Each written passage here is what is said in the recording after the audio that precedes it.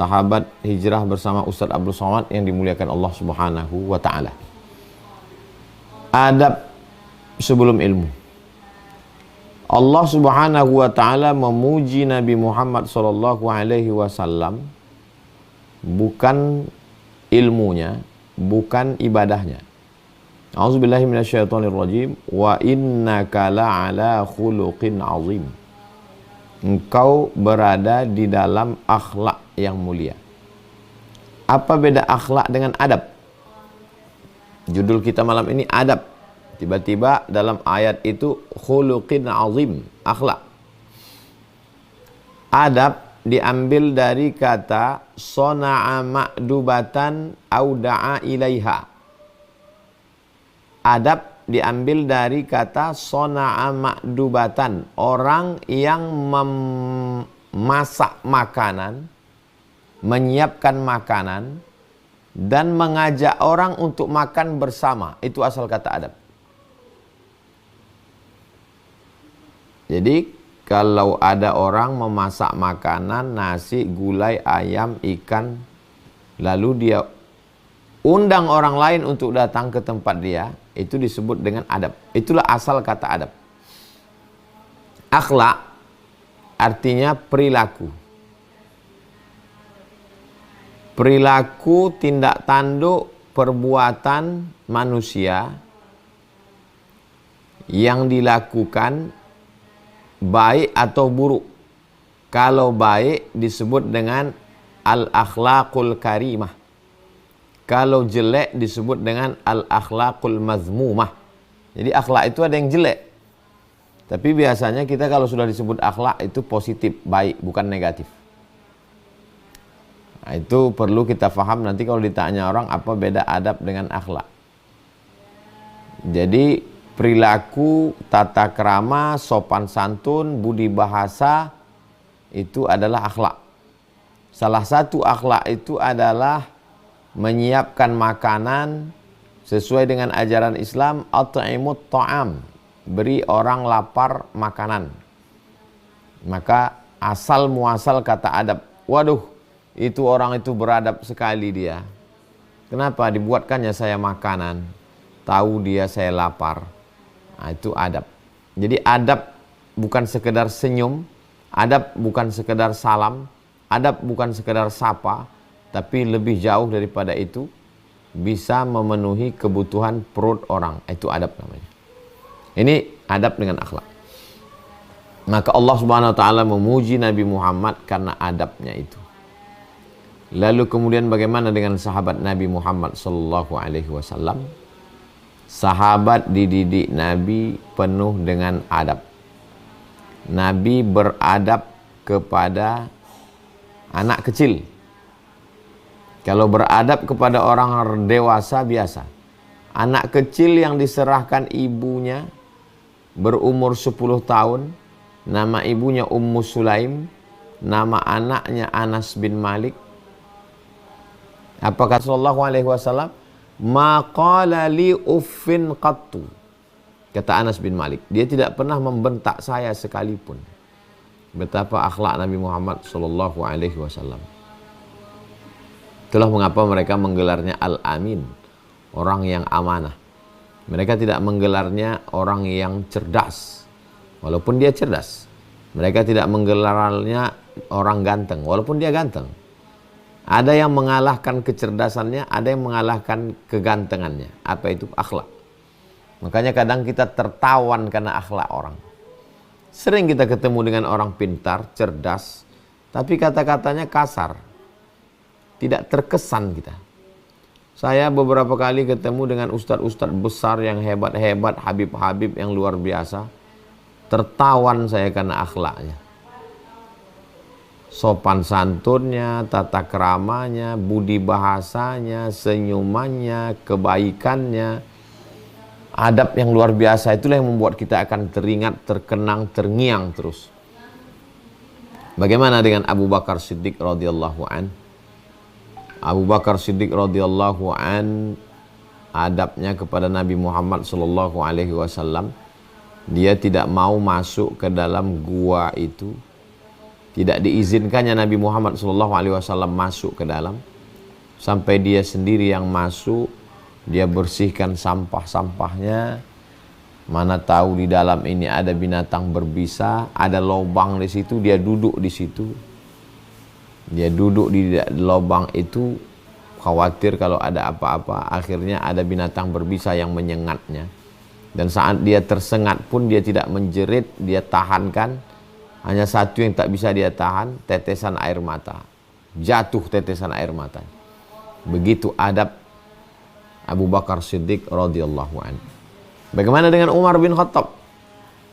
Umar bin Khattab yang khalifah, yang Amirul Mukminin itu mengangkat gandum ke atas pundaknya, lalu dia letakkan di rumah fakir miskin. Padahal dia bisa saja memerintahkan pengawalnya, ajudannya, bawa antarkan ke sana. Tapi dia lebih mengedepankan adab. Dia akan ditanya oleh Allah Subhanahu wa taala, kullukum ra'in, setiap kamu pemimpin, wa kullukum mas'ulun 'an ra'iyatih. Setiap kamu akan disoal, ditanya tentang kepemimpinan. Bagaimana adab Utsman bin Affan? Utsman bin Affan tentu dengan kelebihan masing-masing. Utsman bin Affan beradab dengan hartanya. Maka harta yang dititipkan Allah di ujung tangannya itu dia pakai untuk menolong risalah dakwah, untuk menolong para sahabat. Veteran-veteran perang itu ditanggung oleh Utsman bin Affan. Dan Utsman bin Affan dimuliakan Allah Subhanahu wa taala dengan menikahi dua dari putri Nabi SAW. Setelah meninggal satu, baru beliau menikah lagi. Itu yang disebut dengan Dzun Nurain, orang yang memiliki nur cahaya. Nurain, dua cahaya. Utsman bin Affan. Bagaimana adab Sayyidina Ali? Sayyidina Ali radhiyallahu an, orang yang amat sangat beradab. Dia ingin menanyakan tentang masalah, mohon maaf, mazi, cairan yang keluar, bukan air kencing, bukan sperma. Dia malu untuk bertanya itu kepada Nabi SAW. Diutusnya sahabatnya untuk menanyakan itu kepada Nabi SAW. Padahal Nabi itu adalah sepupunya, sewalinya, ayahnya Abu Talib dengan ayah Nabi Abdullah, Abdullah dengan Abu Talib saudara kandung, sama-sama anak Abdul Muttalib. Begitulah adabnya kepada Nabi Muhammad SAW. Bagaimana dengan sahabat Nabi, cucu Nabi, Sayyidina Al-Hasan dan Sayyidina Al-Husain?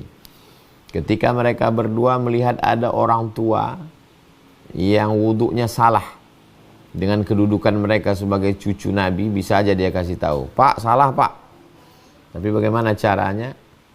Husain bertanya kepada Hasan bagaimana cara wuduk yang benar, lalu Hasan menunjukkan kepada Sayyidina Husain, wuduk yang benar begini. Si bapak melihat, oh begitu cara wuduk yang benar. Tanpa menggurui, tanpa mendikte, tanpa berkata kasar, mereka sudah mengajarkan akhlak yang luar biasa. Memang betul mereka adalah innal Hasan wal Husain sayyida syababi ahlil jannah. Sesungguhnya Sayyidina Al-Hasan dan Sayyidina Al-Husain adalah dua pemimpin pemuda-pemuda penghuni surga Jannatul Firdaus. Bagaimana dengan sahabat Nabi, salah satu tim penulis Al-Quran, namanya Zaid bin Thabit. Kecerdasan luar biasa, hafalannya luar biasa, bahasanya bahasa Yahudi. Berapa lama dia belajar bahasa Yahudi? Ta'allamtuha wa hadaqtuha. Saya belajar secara mendalam nisfa syahrin, setengah bulan. Tapi begitu berjumpa dengan Abdullah ibnu Abbas radhiyallahu an, dia cium tangan Abdullah bin Abbas. Kata Abdullah bin Abbas, kenapa kamu cium tangan saya? Karena engkau keluarga Rasulullah sallallahu alaihi wasallam. Abbas bin Abdul Muttalib, Abdullah bin Abdul Muttalib, Abdullah punya anak Muhammad sallallahu alaihi wasallam, Abbas punya anak Abdullah bin Abbas. Ayah mereka saudara kandung, kakeknya satu Abdul Muttalib. Karena kamu keluarga Nabi, maka saya cium tangan kamu. Bagaimana Abdullah bin Abbas membalas Anas bin Zaid bin Sabit? Dia tarikkan tali hewan tunggangan Zaid bin Sabit. Tanganku kau cium, maka ku balas dengan menarikkan tali tali tunggangan, tali unta Zaid bin Thabit. Begitu mereka saling membalas adab. Jadi adab-adab inilah yang membuat terkesan luar biasa. Kurang hebat apalagi Umar ibnul Khattab, juara gulat pasar Ukas tak terkalahkan. Sahabat Nabi yang paling tangguh, gagah, perkasa. Imannya kuat sampai-sampai setan pun takut lewat di jalan yang dia lewati. Tapi saat mengambil kunci Baitul Maqdis, pendeta yang memegang kunci Baitul Maqdis di Palestina itu menganggap bahwa yang akan datang ini adalah seorang Umar bin Khattab dengan pakaian kebesaran, dengan kereta kencana, dengan pasukan bala tentara. Dia sedang menanti-nanti. Tiba-tiba dari kejauhan dia lihat hanya 2 orang yang menunggang satu hewan tunggangan. Ganti-gantian naik turun. Sampai ke depan pintu gerbang Baitul Maqdis Palestina. Giliran Umar bin Khattab yang menarik pembantunya di atas. Kaget dia, ini Umar bin Khattab. Umar bin Khattab bukan dengan pasukan sejauh mata memandang, bukan dengan kendaraan, tapi dengan akhlaknya yang luar biasa. Tertawan mereka melihat akhlak para sahabat Nabi. Betul kata Allah SWT dalam Al-Quran, Muhammadur Rasulullah walladzina ma'ahu asyidda'u 'alal kuffar ruhama'u bainahum tarahum ruk'an sujjadan simahum fi wujuhim min atharis sujud tarahum ruk'an sujjadan. Dia bertahun yang mereka cari itu adalah ridha dari Allah Subhanahu wa taala. Lalu kemudian sampailah kepada generasi tabi'in, nabi, sahabat, tabi'in. Di antara tabi'in adalah Al-Imam Al-Hasan Al-Basri. Imam Al-Hasan Al-Basri, murid dari sahabat Nabi Abdullah ibn Mas'ud di Kufah, Irak. Dia punya tetangganya itu tidak Islam. Rumah mereka di kaki bukit, rumah tetangganya di atas. Sakit Imam Al-Hasan Al-Basri. Lalu kemudian tetangganya turun menjenguk. Mana Hasan Basri? Kata Sahibul Bait, dia di kamar tidak bisa keluar. Masuk tetangganya yang tidak Islam itu ke dalam kamar, dia lihat di sudut kamar ada tong menampung air dari atas. Apa itu Hasan Basri? Kata Imam Al-Hasan Al-Basri, itu adalah air dari atas. Air apa? Saya tidak tahu. Pokoknya ada air, saya tampung. Kata tetangganya, itu air kamar mandi saya bocor dari atas. Sudah berapa lama kamu menahankan ini? Kata dia, 20 sana. Sudah 20 tahun saya tampung. Apa yang membuat engkau begitu berakhlak, wahai Hasan Basri? Saksikanlah. Agama apa, Tuhan apa, Nabi model apa yang membuat engkau berakhlak seperti ini? Maka saksikanlah, wahai Hasan Basri, asyhadu an la ilaha illallah wa asyhadu anna Muhammad Rasulullah. Dia masuk Islam bukan karena mendengar ceramah Imam Hasan Basri, tapi tertawan karena akhlak dari Imam Al-Hasan Al-Basri.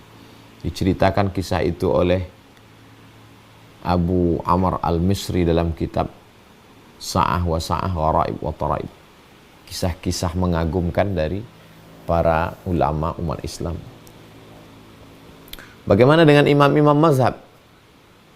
Bertemulah Imam Malik bin Anas yang hafalannya sangat kuat dengan Imam Abu Hanifah, Imam Hanafi yang logika akalnya sangat kuat. 2 madrasah, 2 aliran. Yang satu aliran ahli hadis, Imam Maliki. Yang satu imam ahli ra'i, rasionalis. Berdebat mereka. Yang menyaksikan debat itu Imam Al-Laits bin Sa'ad dari Mesir. Selesai berdebat, Imam Laits datang menemui Imam Malik bin Anas.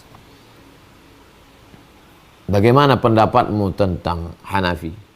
Kata Imam Malik, aku belum pernah bertemu dengan orang yang argumentasinya lebih tajam daripada Hanafi. Datang Imam Laits menemui Imam Hanafi. Bagaimana pendapatmu melihat Malik? Aku belum pernah ketemu orang yang paling kuat, lebih kuat hafalannya dari Malik. Boleh berbeda pendapat, boleh berdebat dalam satu hukum, tapi akhlak tetap mereka jaga. Terjadi beberapa perbedaan antara Imam Hambali, Ahmad bin Hanbal dengan Imam Syafi'i. Imam Syafi'i berkunut subuh, Imam Hambali tidak berkunut subuh. Datang orang bertanya kepada Imam Hambali, apakah subuh itu ada kunutnya? Kata Imam Hambali, tidak. Bagaimana kalau saya bermazhab Hambali, lalu imam saya subuh bermazhab Syafi'i? Kata Imam Hambali, kalau imammu membaca kunut, maka angkatlah tangan dan aminkan. Begitu mereka besar jiwanya. Yang mereka ikut ini apa? Hadis. Ju'ilal imamu liyutamma bih. Imam diangkat untuk diikuti. Jadi kalau imamnya angkat tangan, dia angkat tangan. Imamnya baca doa kunut, ya baca doa kunut. Aminkan, amin, amin. Apa kata Imam Ahmad bin Hanbal? Da'autu lisyafi'i fi salati. Aku doakan Imam Syafi'i dalam salatku. Arba'ina sanah, 40 tahun. Apa doanya? Rabbil firli wali walidayya wali Muhammad bin Idris Asy-Syafi'i. Ya Allah, ampunkan aku, ampunkan dosaku, ampunkan Imam Syafi'i. Begitulah mereka menjaga adab yang luar biasa. Lalu kemudian bagaimana dengan imam-imam setelah itu? Imam Al-Ghazali. Imam Al-Ghazali mengatakan dengan jabatannya yang begitu tinggi, yang hebat, jabatannya menjadi rektor Universitas Nizamiyah yang dipimpin oleh Sultan Nizamul Muluk. Dipanggil Imam Al-Ghazali, diangkat menjadi rektor. Imam Al-Ghazali meninggalkan jabatan, jamaah, popularitas, nama besar. Dia ingin berkhalwat, bersunyi-sunyi, berdua-duaan dengan Allah Subhanahu wa ta'ala. Maka kata dia, kalau ingin musafir, bawalah 3. Yang pertama, jarum jahit, supaya kalau kain sobek, jahit sendiri. Kalau kain sobek nampak aurat kan nggak bisa sholat, jadi bawa jarum. Yang kedua, bawa timba supaya kalau pergi nampak sumur, jangan pinjam timba orang, pakai timba sendiri, tak boleh menyusahkan orang. Begitulah akhlak mereka. Jadi fahamlah kita mengapa ilmu mereka itu dalam. Karena mereka lebih mengedepankan akhlak, tidak menganiaya orang, tidak menzolimi orang, tidak berkata kasar. Mereka malu kepada Allah, malu kepada makhluk Allah yang beriman. Sehingga ketika mereka berakhlak, dibukakan Allah, futuh. Dibukakan Allah pintu hatinya, dibukakan hijab. Sehingga ilmu itu mereka dapatkan luar biasa. Ada ulama besar namanya Imam As-Subki. Lalu kemudian di Mesir ada ulama besar dari Damaskus namanya Imam An-Nawawi, yang bukunya besok subuh kita baca insyaallah dalam kajian subuh, Riyadhus Shalihin min kalami Sayyidil Mursalin. Imam Nawawi ulama besar dalam mazhab Syafi'i. Kitab Arba'in Nawawi, kitab Riyadhus Shalihin Imam Nawawi, kitab Syarah Sahih Muslim Al-Minhaj, Syarah Sahih Muslim Ibn Al-Hajjaj, Imam Nawawi, kitab Fiqih Rawdatul Talibin wa Umdatul Muftin, Imam Nawawi, kitab Al-Majmu' Syarah Muhadzab, Imam Nawawi, Ulumul Hadis Tadriwur Rawi Syarah Taqrib An-Nawawi yang disyarah oleh Imam As-Suyuti. Ulama besar. Datang Imam Nawawi ke Mesir mau ziarah ke makam Imam Syafi'i. Begitu dia lihat kubah, kubur Imam Syafi'i ini, di atasnya ada kubah. Baru melihat kubahnya, meleleh air matanya. Dia berdoa dari jauh, langsung pulang lagi. Tidak sanggup dia mendekat ke makam Imam Syafi'i. Padahal Imam Syafi'i sudah meninggal 400 tahun sebelum itu. Imam Syafi'i meninggal tahun 204. Imam Nawawi meninggal tahun 676. Akhlak Imam Nawawi kepada Imam Syafi'i. Pulang Imam Nawawi ke Damaskus. Ternyata berita kedatangan Imam Nawawi itu didengar oleh Imam As-Subki, imam besar dalam mazhab Syafi'i. Katanya Imam Nawawi ada di Mesir. Iya, mana dia? Dia sudah pulang. Dikejar oleh Imam As-Subki. Sampai ke Damaskus, dia cari. Mana? Imam Nawawi sudah pulang ke kampungnya di Nawa. Sampai ke Nawa. Rupanya Imam Nawawi sudah meninggal. Imam Nawawi berziarah, ingin mengakhiri sebelum meninggal, sempat datang ke makam Imam Syafi'i. Imam As-Subki tak sempat bertemu, hanya melihat makamnya saja. Begitulah mereka dulu adabnya memuliakan ulama. Ketika dimuliakan pewaris para nabi itu, disitulah Allah membukakan hijab-hijab, pintu-pintu, lapang pikiran itu. Kita ini terhijab, terdinding oleh keangkuhan, kesombongan, ketamakan, maksiat, merasa diri lebih hebat, sombong, dan lain sebagainya. Luar biasa ulama-ulama besar itu. Apakah ulama-ulama yang di zaman sekarang, yang hidup akhir zaman ini juga berakhlak? Akhlak yang luar biasa. Maka Presiden Anwar Sadat mengangkat Syekh Muhammad Mutawalli Asy-Sya'rawi sebagai Menteri Agama. Diangkatlah Syekh Muhammad Mutawalli Asy-Sya'rawi sebagai Menteri Agama. Lalu kemudian yang menjadi Syekhul Azhar, pimpinan Al-Azhar tertinggi, Grand Syekh Azhar, adalah Syekh Abdul Halim Mahmud. Menurut protokoler, pimpinan Al-Azhar mesti melapor ke Menteri Agama, karena Menteri Agama lebih tinggi. Pimpinan Azhar melapor ke Menteri Agama.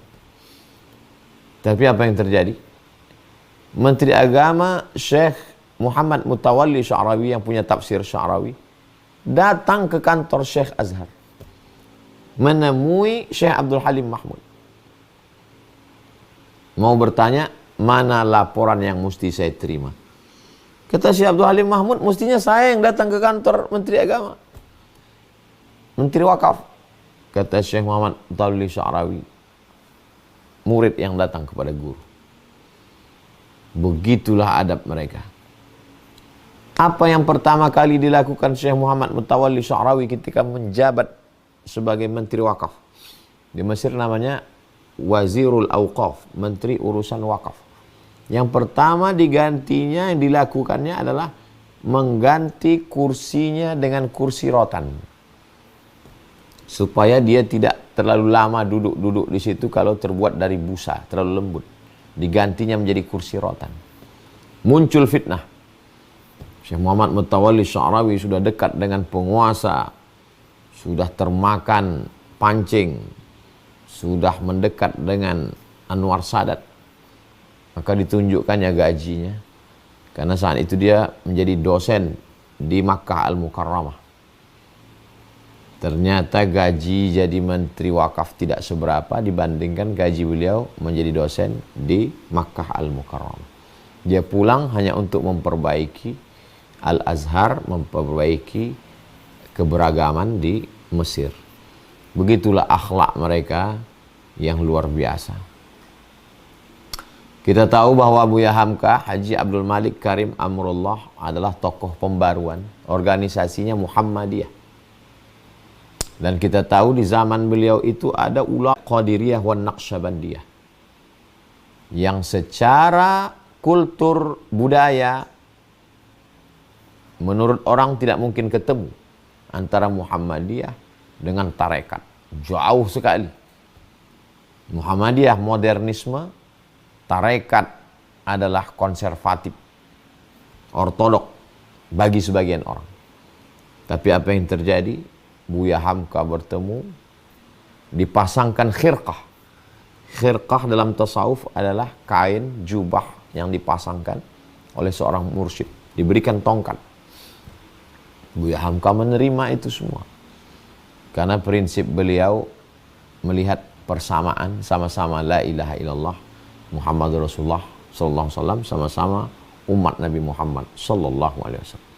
Foto itu bisa di searching abadi, Buya Hamka Abah Anom Suryalaya, enter akan kelihatan Buya Hamka dipakaikan khirqah dalam tarekat Qadiriyah wan Naqsyabandiyah. Akhlak-akhlak itulah yang bisa membuat berjalan bersama, berbeda dalam bidang fikih, berbeda dalam masalah beberapa hal, tapi tetap bisa bersama karena dipertemukan oleh hati. Dan hati itu yang membuat dia bisa bersama adalah akhlak. Kalau kita ketemu dengan akhlak itu, bertemu dengan orang berakhlak, maka tertawan lisan kita oleh akhlaknya, tertawan lidah kita oleh tertawan hati kita oleh akhlaknya. Itu yang saya lihat dari beberapa orang. Kalau orangnya masih hidup, saya tidak berani memuji, takut dia tidak senang, dianggap riak. Beberapa orang yang sudah meninggal dunia seperti Syekh Ustadz Tengku Zulkarnain amat sangat berakhlak. Suatu ketika pesawat mendarat di satu daerah, kami pun naik. Saya lihatlah beliau menenteng koper bergantung di bis. Astagfirullahaladzim. Saya tanya, Ustadz sendirian? Iya. Beliau sangat bisa dengan tim membawa. Kenapa Ustadz tidak bawa orang? Ini bahaya Ustadz begini. Saya tak mau menyusahkan orang. Masya Allah, tabarakallah. Dengan Ustadz Arifin Ilham, dengan kelembutannya, dengan tawaduknya, dengan rendah hatinya. Jadi saya punya kenangan-kenangan spesial dengan mereka ini karena akhlak mereka yang luar biasa. Ada ustadz-ustadz kita yang masih hidup, tapi saya tak mau bercerita tentang mereka. Mungkin mereka pun tidak senang diceritakan kebaikannya. Biarlah hubungan itu, hubungan kami menjadi kenangan yang baik. Saya banyak berjumpa dengan orang cerdas, banyak berjumpa dengan orang tinggi jabatannya, tapi tidak terkesan. Biasa-biasa saja. Tapi kalau sudah berjumpa dengan orang yang berakhlak, rasanya tak sanggup kita untuk mengangkatkan kepala karena kita sudah tertawan duluan dengan akhlak yang dalam itu. Puncak daripada akidah adalah akhlak. Kalau sudah mengenal Allah, wujud, qidam, baqa, mukhalafatul hawadisi, qiyamuhu binafsihi, wadaniyah, kudrat, radat, ilmun, hayat, sama, basar, kalam, maka akan lembut lisannya, lembut budi pekertinya. Puncak daripada ibadah adalah akhlak. Ibadah salat menanamkan akhlak on time, tepat waktu. Menanamkan akhlak yang paling besar itu Allah, Allahu Akbar. Yang paling punya puja-puji itu Allah, walhamdulillahi katsira. Yang paling agung dan mulia itu Allah. Yang paling suci itu Allah, wa subhanallahi bukratan wa asila. Kita ini la haula wa la quwata illa billah. Akhlak dalam zakat. Tidak bisa tidur kalau masih ada tetangga yang belum makan. Akhlak dalam haji. Mau pejabat, mau rakyat jelata, mau penguasa, mau orang kaya, mau orang miskin, maka pakaiannya sama-sama pakaian jenazah. Jadi semuanya menanamkan akhlak. Jadi kalau ada orang Islam, sholatnya rajin, puasanya rajin, hajinya bolak-balik ke Makkah, tidak berakhlak. Lalu apa efek dari ibadahnya itu? Apa efek daripada keyakinannya itu kalau tidak memberikan pengaruh kepada sikap sehari-hari? Makanya kata Nabi, laisa bil mu'min, dia tidak diakui sebagai orang mukmin, orang beriman. Siapa itu? Alladzi yabitu syab'anan, orang yang bisa tidur dalam keadaan perut kenyang, wajaruhu ila jambihi ja'i'un, tetangganya kelaparan. Tak ada akhlaknya.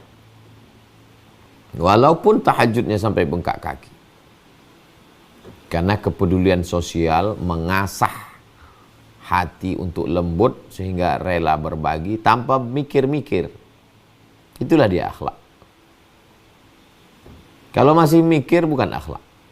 Tanpa berpikir panjang, spontan, sudah menjadi karakter.